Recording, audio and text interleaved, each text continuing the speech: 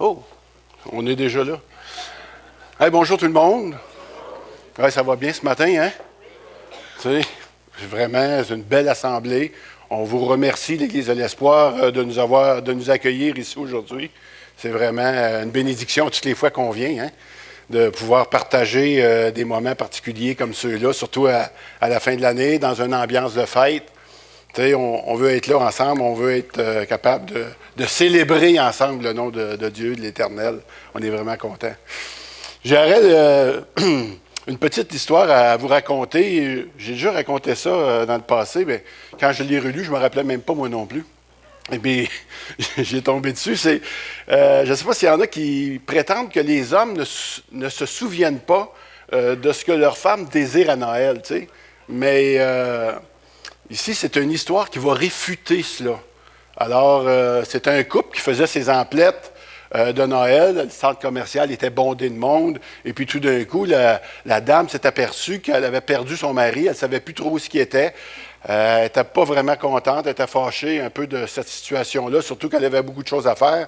Et éventuellement, elle s'est mise à s'inquiéter. C'est qu'elle a pris son cellulaire, vous savez, aujourd'hui. Alors, avec ce cellulaire, elle l'a appelé « Coudon, où est-ce que t'es? » Et puis là, de lui répondre « Mais mon amour, tu te souviens de la petite bijouterie où est-ce qu'on était allé il y a 5 ans, où est-ce que tu avais vu ce beau collier de diamants-là que tu raffolais et qui était au-dessus de nos moyens à cette époque-là? Je t'avais dit que je te l'achèterais peut-être un jour, tu sais. » Oh là, la madame était contente, hein?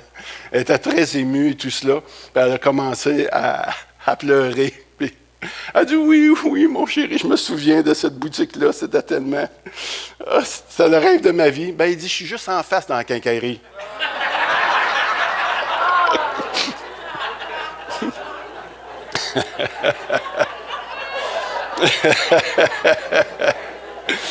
Quelle histoire.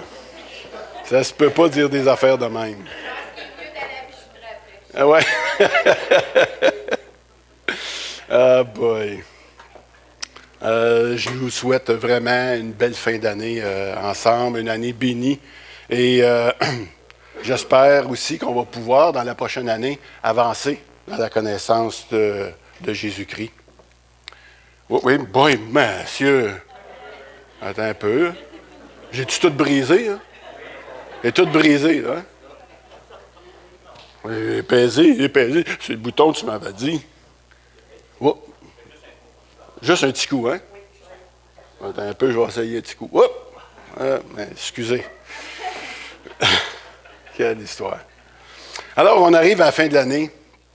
Je ne sais pas comment vous vivez les fins de l'année, mais pour beaucoup de personnes, c'est le moment du bilan. C'est le moment de l'analyse. On veut porter un regard en arrière, considérer les bons moments, puis les moments les moins bons coups, si on peut dire. Et pourquoi qu'on fait ça? Je me suis posé la question, parce qu'on est doté d'intelligence. Parce que nous sommes des humains, simplement. C'est pour ça qu'on fait ça. Parce que les animaux ne font pas ça. Les animaux vont et viennent, ils ont des buts. Ils n'ont pas de but, en réalité. Ils marchent sans savoir où, sans savoir trop pourquoi. C'est l'instinct. Mais c'est une grâce, nous, qu'on puisse se remettre en question, vous savez. Et on voudrait que l'année prochaine, on ne soit pas au même point que cette année. On voudrait pouvoir progresser. Comme tantôt, on va entendre peut-être des choses qui vont faire en sorte que on s'aperçoit que le début de l'année puis la fin de l'année, il s'est passé des choses. On n'est pas à la même place, on n'est pas dans la même réflexion. Et puis pour se laisser déranger par Dieu, ça c'est un bon moyen pour ne pas être à la même place l'année prochaine au même moment. Si on se laisse déranger par Dieu. Je ne sais pas ce que vous en pensez, mais on va lire ensemble une histoire aujourd'hui ou une partie de l'histoire des mages. Vous la connaissez tous, fait que j'ai pris une histoire facile parce que j'avais pas beaucoup de temps ce matin. On s'est donné à peu près une vingtaine de minutes pour être ensemble avant de passer à autre chose. Et l'histoire des mages va nous parler de ce thème-là ce matin. Oh, là, ça marche. Alors, juste avant, j'aimerais rappeler, concernant les mages, que la Bible ne dit pas leur nombre, encore moins leur nom. Elle ne dit même pas qu'il s'agissait de rois comme tels. Tout cela, ça fait partie du folklore. Ce qui a mis ces astrologues ou astronomes venus d'Orient en chemin, c'est l'apparition d'une nouvelle étoile. Bon, encore là, c'est-tu vraiment une étoile dans le firmament ou cette lumière, ou une lumière tout à fait brillante, qu'on pourrait dire, qui est apparue, une lumière qui est apparue un petit peu partout dans les Écritures aussi, qu'on appelait la gloire Shekinah. Et peut-être que c'est ça, peut-être que c'est une véritable étoile, mais le fait que cette étoile pouvait être vue par les mages, presque uniquement par eux, et aussi qu'elle s'est arrêtée juste au-dessus où Jésus était, à cette période-là, c'est quand même particulier. Imaginez une étoile dans le ciel, comment on fait pour savoir qu'elle s'arrête au-dessus d'une maison? Alors, ça m'a amené à penser que c'est peut-être pas une étoile comme peut-être, bien que oui, parce qu'il y a une multitude de suppositions par rapport à cette étoile. Mais enfin, je ne vais pas mettre l'accent là-dessus, mais déjà, ces personnes-là, les mages, cherchaient véritablement Dieu, et à cause de ça, ils ont fini par le rencontrer. Ils ont fini par rencontrer celui qu'ils cherchaient vraiment, que leur cœur brûlait quelque part pour qu'ils fassent autant de millages, autant de chemins pour aller le voir. Et déjà, ça me dit que celui qui veut véritablement rencontrer Dieu peut le faire. Et Dieu va se présenter à lui. Ça, c'est une belle application qu'on peut faire avec les mages. Dieu nous dit que si on frappe, il va ouvrir.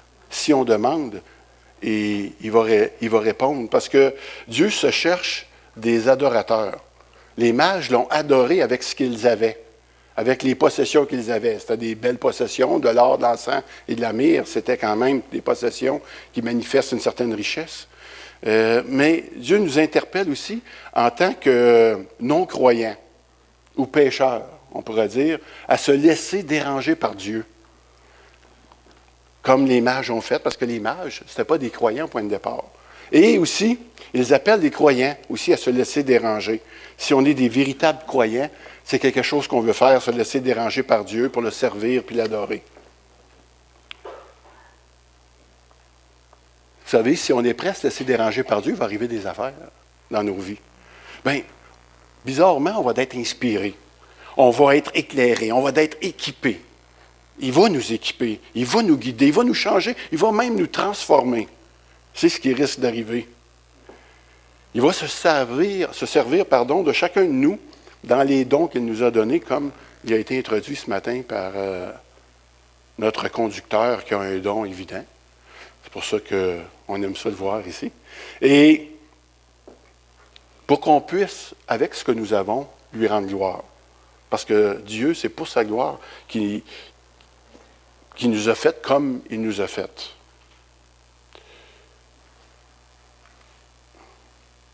Le texte maintenant. Dans Matthieu 2, les versets 1 à 2 ici. Jésus naquit à Bethléem, en Judée, à l'époque du roi Hérode. Or, des mages venus d'Orient arrivèrent à Jérusalem et dirent: Où est le roi des Juifs qui vient de naître? En effet, nous avons vu son étoile en Orient et nous sommes venus pour l'adorer. C'est spécial, ce texte-là. Hein? On dirait que c'est une histoire pour enfants. On pourrait être à l'école du dimanche matin, raconter ça. Les enfants croiraient ça. Cette histoire, c'est un espoir un peu à dormir debout. Des mages qui voient une étoile puis qui décident de partir à la suite de cette étoile-là pour venir adorer un roi. Là, on est toute une gang qui croit ça. Ouais, on a un peu un cœur d'enfant, on pourrait dire ça. Mais ces personnes-là auraient pu s'intéresser à d'autres choses. Tu sais, je veux dire, c'était des scientifiques. Tu sais, ils auraient pu s'intéresser aux phénomènes astronomiques ou astrologiques, je ne sais pas trop, mais ils se sont plutôt laissés interpeller par Dieu au plus profond d'eux-mêmes, on pourrait dire. C'est pour adorer un enfant qu'ils se sont déplacés de si loin. Les mages auraient pu ne pas porter attention à la naissance du roi des Juifs, qui était prédite dans l'Ancien Testament. Après tout, ils avaient leur propre Dieu, ils avaient leurs propres écrits sacrés, si on peut dire aussi. En plus, ils étaient vraiment à l'aise. Ils n'avaient pas besoin de faire ça. C'est des personnes qui étaient riches selon les cadeaux qu'ils ont offerts. Alors, mais ils ont préféré entendre l'appel de Dieu et puis se laisser déranger par Dieu. Ça, quand on y pense encore, ils ont délaissé leur travail, leur responsabilité de bureau au travail. Tout ce qu'ils faisaient, ils voulaient aller porter un cadeau et puis honorer un roi qu'ils ne connaissaient pas. Est-ce qu'on croit vraiment à cette histoire-là? Il faut bien se poser la question. Ben oui, on la croit parce qu'elle fait partie de la Bible. Puis la Bible nous dit que c'est ça qui est arrivé. Alors, ces personnes qui se sont laissées guider par Dieu sont entrées dans l'histoire de Dieu. Vrai?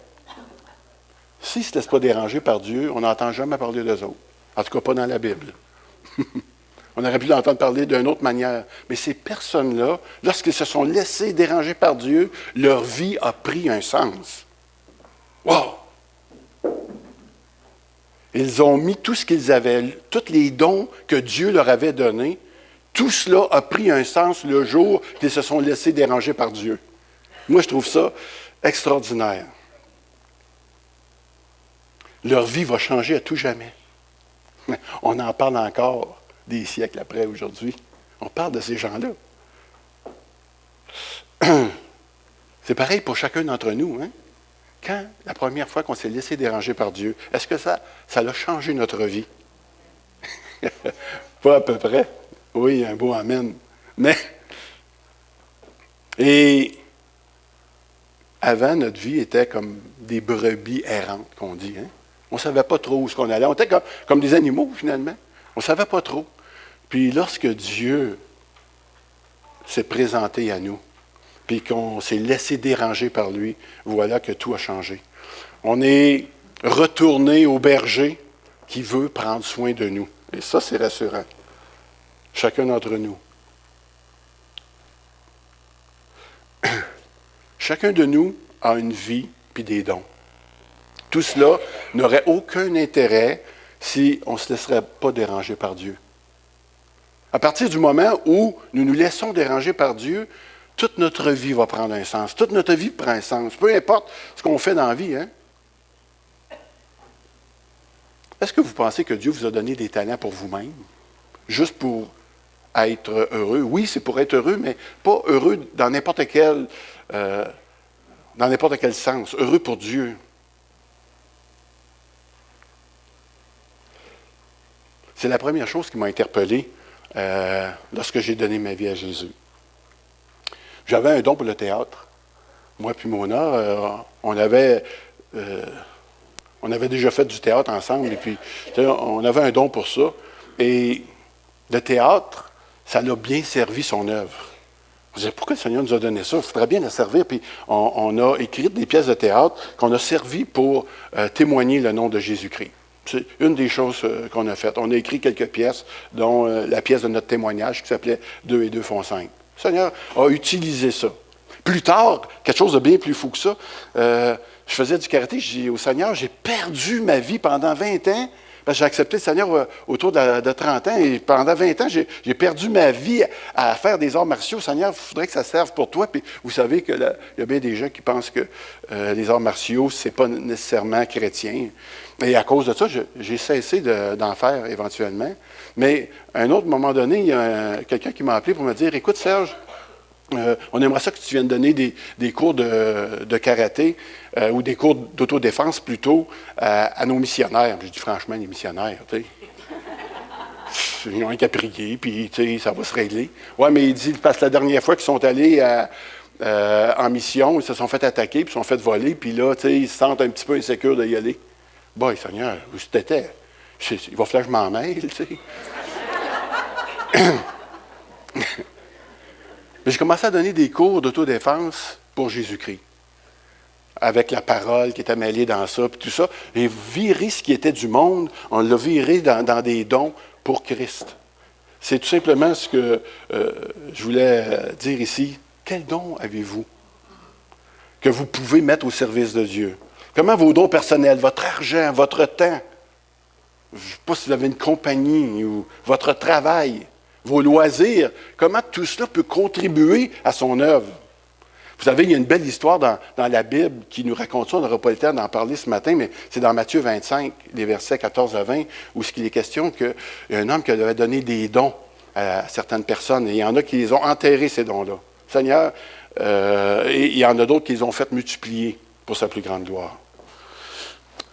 Si on continue notre texte ce matin, il dit, quand le roi Hérode apprit cela, il fut troublé et tout Jérusalem avec lui. Il rassembla tous les chefs des prêtres et spécialistes de la loi que comptait le peuple et leur demanda où le Messie devait naître. Ils lui dirent, à Bethléem en Judée, car voici ce qui a été écrit par le prophète. Et toi, Bethléem, terre de Juda, tu n'es certes pas plus petite parmi les principales villes de Juda, car de toi sortira un chef qui prendra soin d'Israël, mon peuple. Quand le roi Hérode, excusez, c'est là que je suis, pardon. Alors Hérode fit appeler en secret les mages. Il s'informa soigneusement auprès d'eux du moment où l'étoile était apparue. Puis il les envoya à Bethléem en disant, allez prendre des informations exactes sur le petit enfant. Quand vous l'aurez trouvé, faites-le moi savoir afin que j'aille moi aussi l'adorer.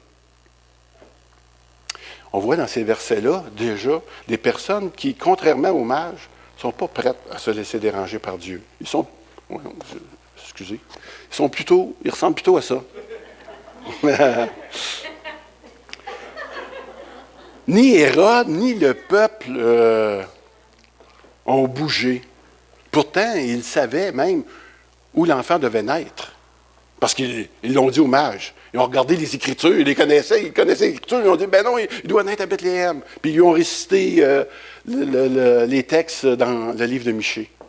Les habitants de Jérusalem auraient pu se réjouir de la naissance du Seigneur, mais ils étaient troublés, qu'on vient de lire, lorsqu'ils ont appris cette nouvelle-là. Ils n'étaient pas vraiment disposés à se laisser déranger par Dieu à cause de peut-être leur peu de foi, puis aussi peut-être parce qu'ils avaient peur de la fureur d'Hérode. Et il avait raison d'avoir peur, mais est-ce qu'il avait raison de ne pas se laisser déranger?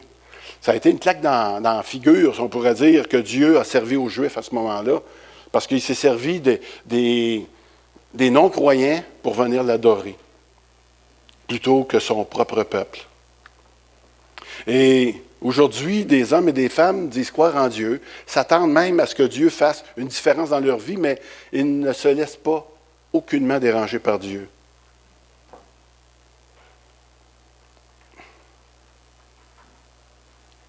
Vous allez peut-être me dire, ouais, mais nous autres, on n'a jamais vu l'étoile.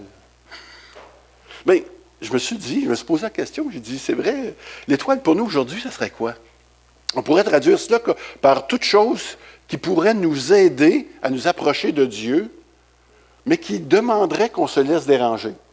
On veut s'approcher de Dieu, mais on ne veut pas se laisser déranger. Non, on veut s'approcher de Dieu, puis qu'est-ce qui pourrait bien nous aider à nous approcher de Dieu avec quelque chose que Dieu va sans doute faire pour nous déranger?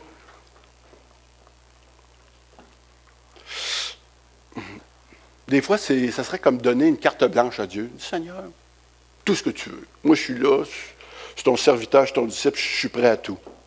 Est-ce que nous avons peur de perdre quelque chose? Hérode, lui, avait peur de perdre le pouvoir. Il avait peur d'être détrôné. Souvent, on a le pouvoir sur nos vies. Peut-être qu'on aurait besoin d'un lâcher-prise ici. Tu sais, de pouvoir laisser à Dieu ce pouvoir-là. Les chefs religieux, eux autres, avaient peur de perdre l'autorité spirituelle sur le peuple. Ils avaient peur de perdre le contrôle aussi.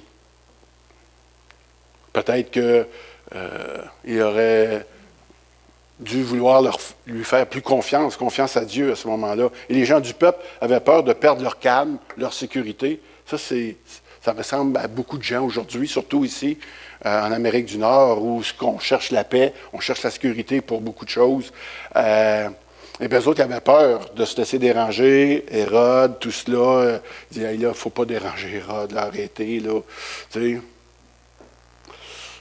Ça dit, dans un des passages, dans Matthieu 10, 39, celui qui conservera sa vie la perdra. Et celui qui perdra sa vie à cause de moi la retrouvera. À la veille, il y a peut-être à la veille de la nouvelle année, peut-être beaucoup de personnes ici qui se sont inscrites dans des gyms, parce qu'on prend des bonnes résolutions, parce qu'on fait un petit peu d'embonpoint.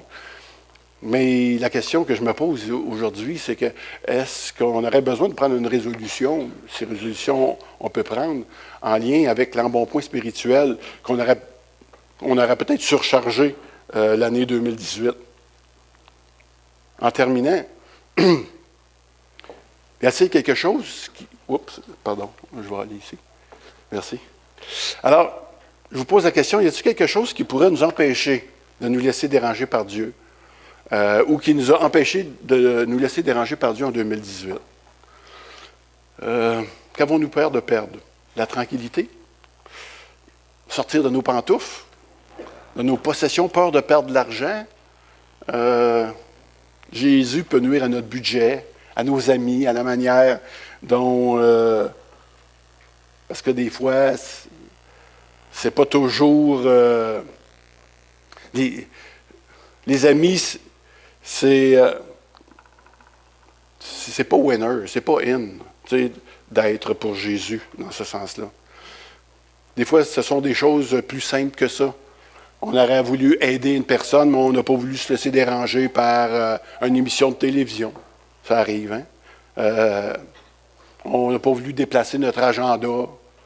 Je connais certaines personnes, des fois, que le ménage est plus important que tout, puis cette journée-là, il n'y a pas question qu'on fasse autre chose que ce qui avait été prévu. En terminant, je vous ai donné une espèce de journée type qu'on peut faire pour se laisser déranger par Dieu. Des fois, on peut le faire. Vous allez peut-être vous reconnaître dans ça. Peut-être que vous allez dire, moi, je n'ai jamais fait ça de cette manière-là, mais en vous levant le matin, on peut se laisser interpeller, on peut se laisser déranger par Dieu. Là, on peut prendre nos toasts secs ou on peut les prendre avec louange, puis en regardant la Bible et tout cela.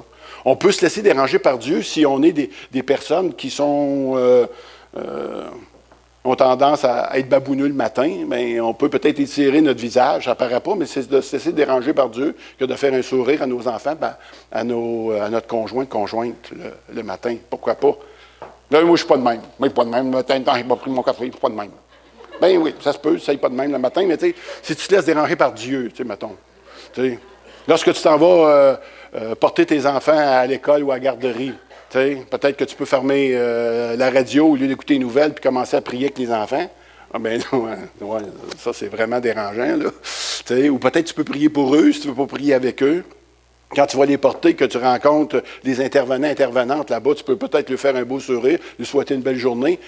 Les affaires niaiseuses que je suis en train de dire, c'est bien sûr. Je sais que la plupart d'entre nous doivent faire ça parce qu'on est vraiment différents. On est connecté à un évangile qui est différent, qui nous donne la vie, puis qui partage la vie. Et lorsqu'on s'en va chercher notre café pendant plusieurs semaines, plusieurs mois, des fois, j'allais chercher un café chez Tim Hortons ou ailleurs, et puis la personne qui vous sert, c'est souvent la même. C'est souvent la même. C'est un beau sourire, puis hey, madame, si elle a un sourire, vous l'édifiez, vous lui faites du bien, vous lui dites à quel point vous êtes content de l'avoir ce matin, encore là. T'sais. Je ne sais pas. Et il y a multiples façons de se laisser déranger par Dieu. Mais il faut être connecté avec Dieu pour faire ce genre de choses-là. Lorsque vous revenez du travail, que vous êtes fatigué, encore une fois, ça ne vous tente pas, mais oui, il y a encore moyen de se laisser déranger par Dieu dans l'attitude qu'on va avoir envers notre femme, nos enfants qui sont là, qui nous attendent, de quelle manière on va approcher, de faire les devoirs, les bains, tout ça. C'est des tâches qui sont des fois plates, mais on veut peut-être changer ce mode-là en fonction de Dieu, tout simplement. Juste avant, et ça, c'est une chose quand même intéressante, ce que je vais vous dire là, c'est juste avant le soir, hein, là où les enfants sont couchés, la paix est revenue, tout cela, et là, vous vous préparez soit à aller écouter votre film, un bon film, peut-être certains vont aller étudier la Bible, ça, c'est quelques années. Et puis là, d'autres vont vouloir aller sur Facebook, hein, puis passer du temps là-dessus, puis toute la quête. Mais juste avant d'y aller, s'il y a quelqu'un d'autre dans la maison, tu sais, dis, hey, on prend-tu 5 minutes pour prier avant d'aller à notre train-train? Mettons. Ça, il faut vraiment que tu sais aller. Mais te laisser déranger par Dieu, des fois. Vous savez que le Seigneur, un jour, j'ai décidé de fermer la télévision entre la première et la deuxième période, puis entre la deuxième et la troisième. Bien, ça m'a donné 10, 20, m'a donné 30 minutes de prière. Puis le Seigneur m'a rencontré pendant ces 30 minutes-là. Il m'a emmené dans un ministère pour les jeunes qui a duré pendant 4 ans à la télévision communautaire. Ça a été assez... et il l'a fait d'une manière spectaculaire. Quand je me suis laissé déranger par Dieu, ça, c'est le Seigneur peut faire ça. Et juste en finissant, j'ai pris 5 minutes de plus, mais je veux juste dire ceci. Tout ce que je viens de vous dire, ça peut paraître de la bienséance. De la bienséance chrétienne, je pourrais dire ça comme ça. Un savoir-vivre. Mais c'est un mode de vie qu'on est en train de parler. Un mode de vie qui est poussé par la puissance de l'Évangile dans nos vies.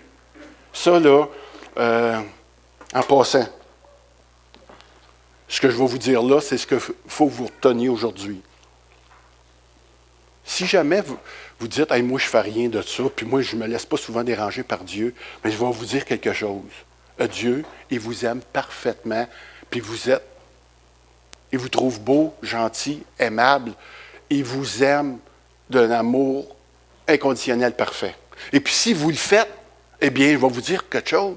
Le Seigneur ne vous aime pas plus.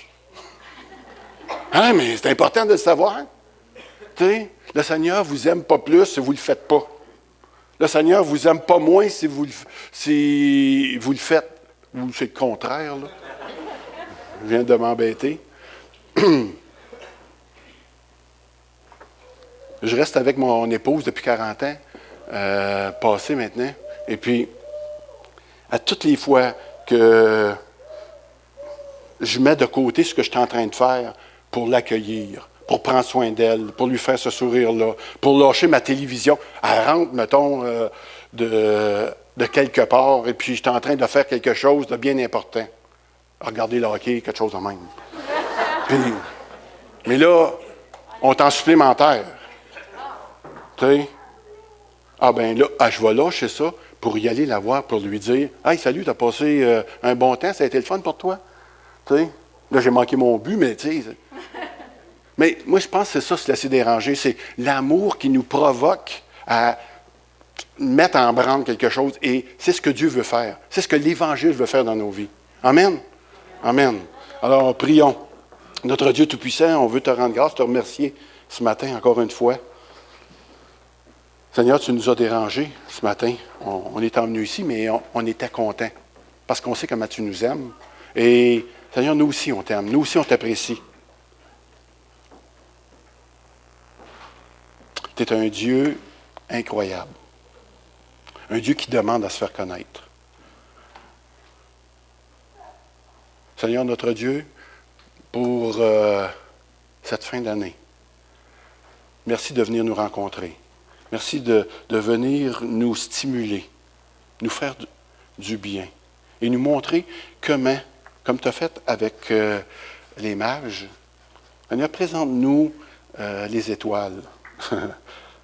Ceux qui vont nous provoquer à aller un peu plus vers les autres. Ceux qui vont nous provoquer à prendre soin un peu plus des gens autour de nous. Parce que c'est ce que toi tu fais avec nous.